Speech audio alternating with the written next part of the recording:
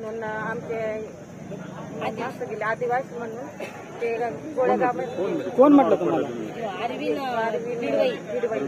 बिडवई ते म्हटले तुम्ही गोळेगावात या. कोण आहे ते? ग्रामपंचायत सदस्य? हा, ग्रामपंचायत सदस्य. ते कशाला वरती आले होते? वरती नाही, फोन करून बोलून घेतलंय.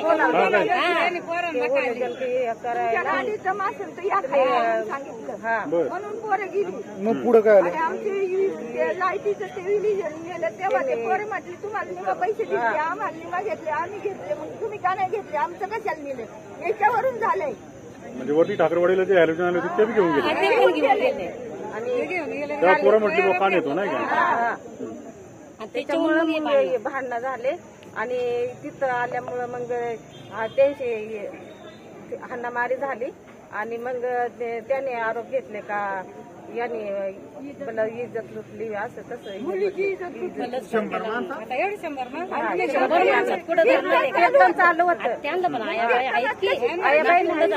नातवंड पतवंड आम्हाला आता चालू. आमची पोरांना नातवंड पतवंड झाली आणि असे धंदे करतील काय? आज याची पुरीची इज्जत लुटली का?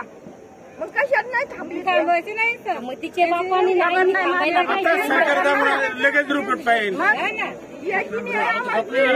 याची नाही आम्हाला मिळलीच पाहिजे. नाही मिळलंच पाहिजे, आम्हाला कळायलाच पाहिजे ना. आता तुमच्या काय काय मागण्या आहेत?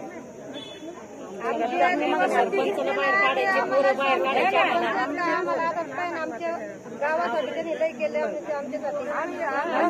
आमच्या सरपंचाला जर काय झालं तर आमच्या एवढं वाईट नाही.